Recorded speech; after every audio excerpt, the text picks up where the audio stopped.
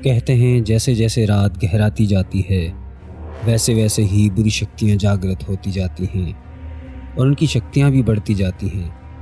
रात के 1:30 बज रहे थे। सुशांत तो अपने कमरे में गहरी नींद में सोया हुआ था। उसकी नींद की गहराई का अंदाज़ा इस बात से लगाया जा सकता था कि उसके कमरे में सिर्फ एक ही आवाज़ आ रही थी और वो आवाज़ थी उसके खर्राटों की। उसके कमरे की दीवार पर लगी घड़ी की सुई टिक टिक करती हुई आगे बढ़ रही थी। उधर सुशांत के कमरे में भी कोई दाखिल हो रहा था। छम छम करते हुए उसके पैर की पायल इस काली रात में अजीब सा सहर पैदा कर रही थी। वो एक स्त्री थी, नई शादीशुदा स्त्री। लाल रंग का जोड़ा पहन रखा था उसने, जेवर से लदी थी, लेकिन उसका चेहरा पूरी तरह घूंघट में था। वो सुशांत के बगल में जाकर बैठ जाती है और सुशांत को जगाने लगती है। उठिए उठिए ना, कितना सोते हैं आप, उठिए। लेकिन सुशांत नहीं जागता। स्त्री उसे लगातार जगाने की कोशिश करती है, लेकिन सुशांत नहीं जागता है। सुशांत की इस हरकत पर उस शादीशुदा स्त्री को बहुत गुस्सा आता है। गुस्से में उसकी आंखें लाल हो जाती हैं। वो सुशांत की छाती के ऊपर चढ़ जाती है और उसकी छाती पर एक मुक्का मारते हुए भारी आवाज़ में कहती है, तू सुनता नहीं है, तू सुनता नहीं है। जब कह रही हूँ मैं तुझे, जाग जल्दी, नहीं तो फिर कभी नहीं जागेगा। ये कहकर स्त्री उसकी छाती को नाखून से नोचने लगती है। सुशांत की छाती से खून निकलने लगता है। वो दर्द से कराहता है। ये क्या कर रही हो तुम, ये क्या कर रही हो? ये कहकर वो ज़ोर से चीखता है और उसकी चीख की आवाज़ से उसकी नींद खुल जाती है। वो बिस्तर पर हड़बड़ाकर बैठता है। उसका पूरा शरीर पसीने से भीगा हुआ था। उसे इस बात को सोचकर राहत मिलती है कि वो सब कुछ अपने ख्वाब में देख रहा था। अचानक सुशांत के तकिए के पास रखे उसके मोबाइल की घंटी बजनी शुरू हो गई। कौन इतनी रात को कॉल कर रहा है? वो कॉल रिसीव करने के लिए अपना हाथ आगे बढ़ाता है, लेकिन उसका फ़ोन तो तकिए के पास था ही नहीं। अरे, मेरा फ़ोन कहाँ गया? ये बोलते ही उसे याद आता है कि रात को सोने से पहले उसकी नई नवेली दुल्हन यानी उसकी पत्नी श्रेया ने उससे कहा था कि क्या सुशांत, पत्नी मैं हूँ कि ये तुम्हारा फ़ोन? हाँ, अरे पत्नी तुम ही हो मेरी जान, तो फिर उसे सीने से लगा कर क्यों सोते हो? चलो इसे मुझे दो, मैं उसे वहाँ टेबल पर रख देती हूँ। ये कहकर श्रेया ने सुशांत के हाथों से फ़ोन लिया और पास के टेबल पर रख दिया। सुशांत तो उसकी इस हरकत को मुस्कुरा कर देखने लगा। बहुत प्यार करती हो तुम मुझसे श्रेया। पता नहीं बहुत ही रहस्यमयी अंदाज में श्रेया ने ये बात सुशांत से कही। बहरहाल सुशांत अपनी आंखें मसलते हुए बिस्तर के दाएं और हाथ लगाता है और कहता है, श्रेया। लेकिन श्रेया तो वहाँ थी ही नहीं, लगता है वॉशरूम गई होगी। वो थोड़ी देर श्रेया का इंतज़ार करता है, लेकिन जब आधे घंटे तक वो नहीं आती है तो वो बिस्तर से उठता है और अपने कमरे से बाहर निकलता है। लेकिन जैसे ही वो बाहर निकलता है और बाहर जो देखता है उसे देखकर वो बिल्कुल सुन्न सा हो जाता है। वो देखता है कि श्रेया बाहर बैठी हुई है। उसके सामने मछली का एक्वेरियम टूटा हुआ फर्श पर पड़ा है। मछलियाँ तड़प रही हैं और श्रेया मछलियों को तड़पता देखकर खिलखिलाकर हंसे जा रही है। वो कोई नॉर्मल हंसी नहीं थी, बेहद भयानक और डरावनी हंसी थी। श्रेया, श्रेया, ये सब क्या है? क्यों कर रही हो ये सब? मेरी मछलियाँ, मेरी मछलियाँ। सुशांत श्रेया के कंधे पर हाथ रखता है, लेकिन जैसे ही वो अपना हाथ उसके कंधे पर रखता है, श्रेया उसे अजीब नज़रों से घूर कर देखती है और डरावनी आवाज़ में बोलती है, बहुत प्यार करता है ना तू इन मछलियों से? ले, मैंने सबका इंतज़ाम कर दिया है। ये कहकर श्रेया एक बार फिर से उसी तरह हंसने लगी। सुशांत ऐसा करते हुए उसे देख रहा था। तभी एक और चीज़ पर उसकी नज़र गई और वो था उसका फ़ोन। उसने देखा कि उसका फ़ोन पूरी तरह चकनाचूर था। फ़ोन के पास ही एक हथौड़ा भी रखा हुआ था। सुशांत को कुछ समझ में नहीं आ रहा था कि ये सब क्या हो रहा है। श्रेया इस तरह हरकतें क्यों कर रही है। उसे डर भी लग रहा था और श्रेया की चिंता भी हो रही थी। श्रेया काफ़ी देर तक इसी तरह हंसती रही और फिर सो गई। सुशांत उसे गोद में उठाकर अपने बिस्तर पर ले गया और उसे वहीं सुला दिया। लेकिन सुशांत की आंखों में नींद नहीं थी। वो पूरी रात जागता रहा। अगली सुबह उसने श्रेया से जो पिछली रात की सारी बातें पूछी। ये सब तुम क्या कह रही हो? मैं भला ये सब क्यों करूँगी? मेरा दिमाग ख़राब थोड़ी हो गया है। श्रेया की इस बात पर सुशांत उसे लेकर बाहर ड्राइंग रूम में गया। लेकिन ड्राइंग रूम में जाते ही उसके चेहरे का रंग बदल गया। उसने देखा कि ड्राइंग रूम में उसका एक्वेरियम उसी तरह रखा हुआ है। उसकी सारी मछलियाँ भी बिल्कुल सही सलामत उसमें तैर रही हैं। वो एक्वेरियम के पास जाकर अपनी मछलियों को घूरने लगा। लो, तुम तो कह रहे थे कि मैंने एक्वेरियम तोड़ दिया था कल रात को, लेकिन ये तो यहाँ पड़ा है। सुशांत अपनी आंखें फाड़े श्रेया को देख रहा था और कुछ सोच रहा था। तभी उसके कानों में उसके मोबाइल फ़ोन की घंटी की आवाज़ आई। मेरा फ़ोन बज रहा है।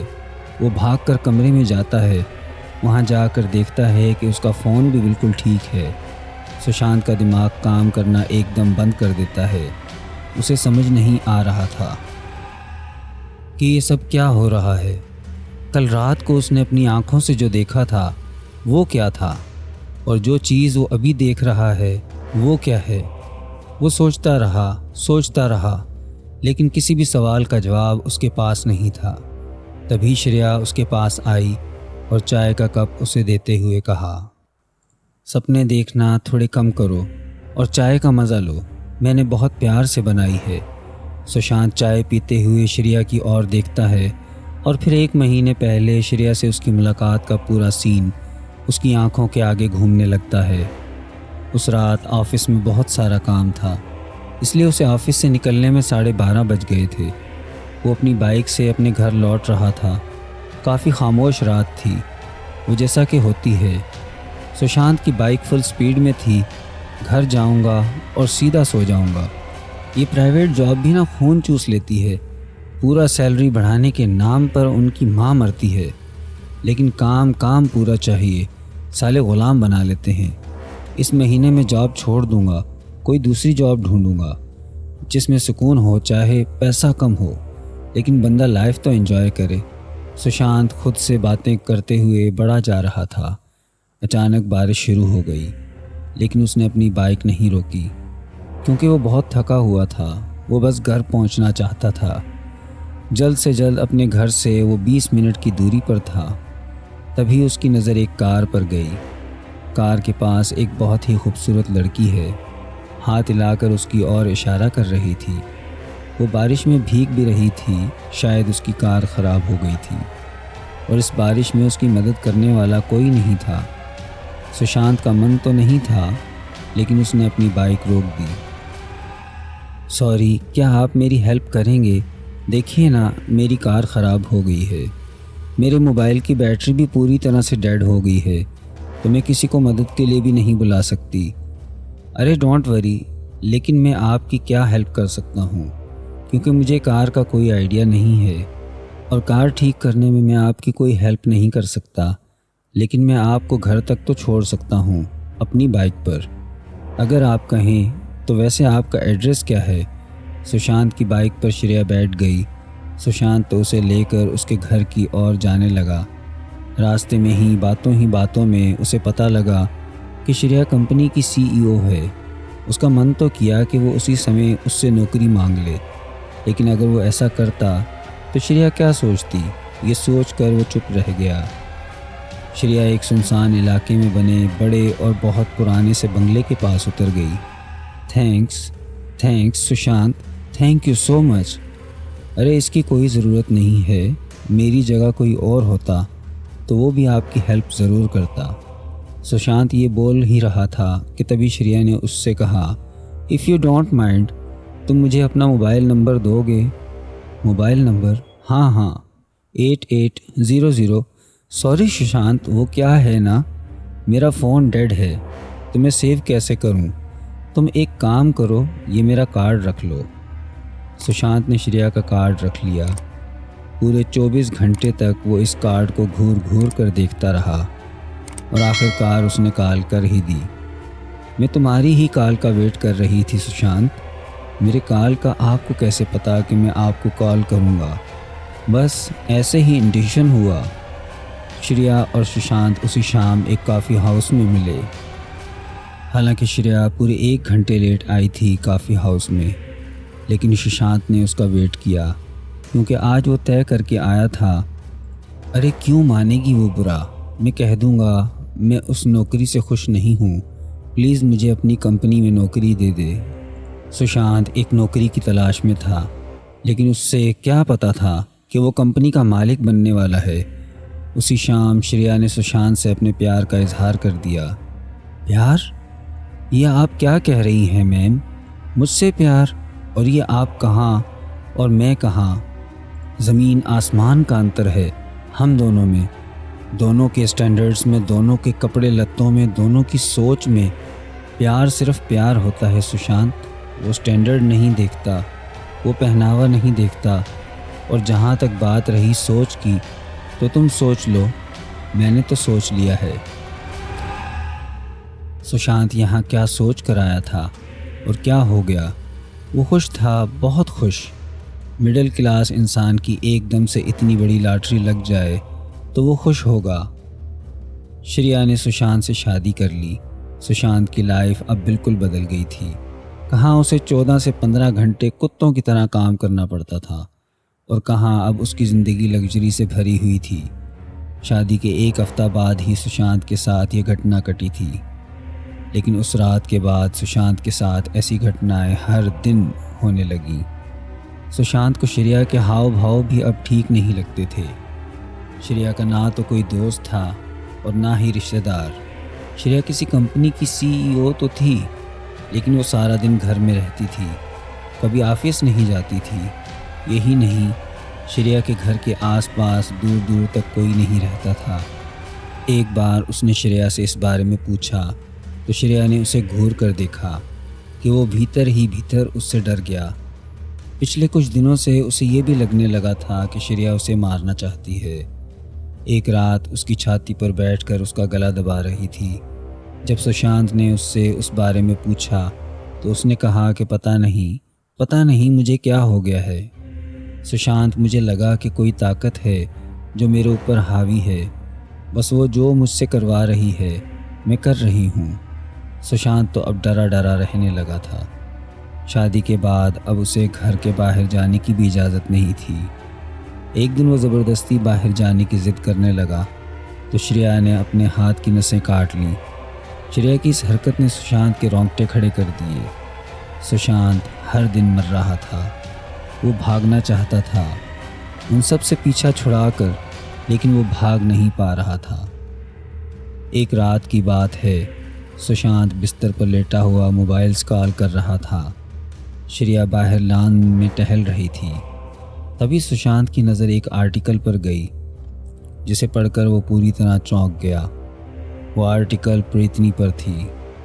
उसमें लिखा हुआ था, वो लड़की जो एक्सीडेंट या आत्महत्या करके कुंवारी अवस्था में ही मर जाती है, वो फिर प्रेतनी बन जाती है। इसलिए वो इंसानों से इंसानों के भेष में आकर मिलती है।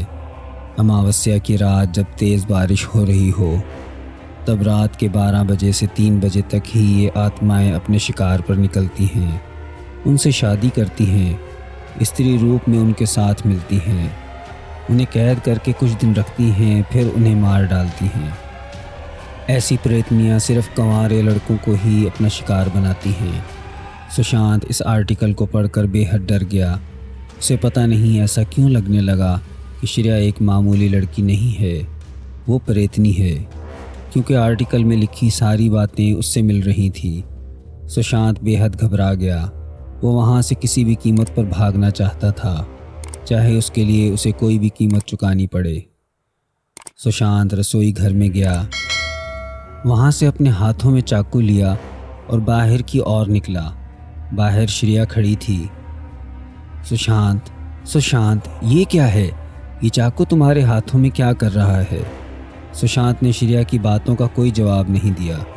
उसने पूरी ताकत से श्रेया के पेट में चाकू घोंप दिया। खून की तेज़ धार श्रेया के पेट से निकलने लगी। वो दर्द से कराहने लगी। क्यों मारा मुझे? उसके बाद सुशांत ने घर का दरवाज़ा खोला और बाहर की ओर भागा। काफ़ी दूर तक दौड़ने के बाद उसे पुलिस की गाड़ी दिखी।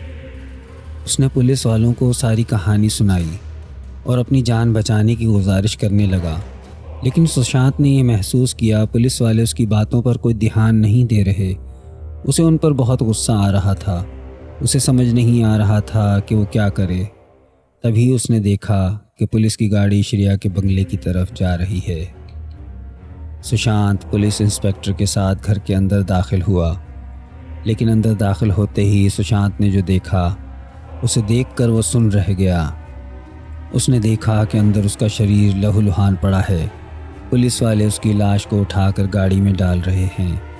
वो चिल्लाता है, पुलिस वालों से अपनी बात कहने की कोशिश करता है, लेकिन सुशांत अब जिंदा कहाँ था? वो तो मर चुका था। उस पर इतनी स्त्री ने उसे अपना शिकार बना लिया था।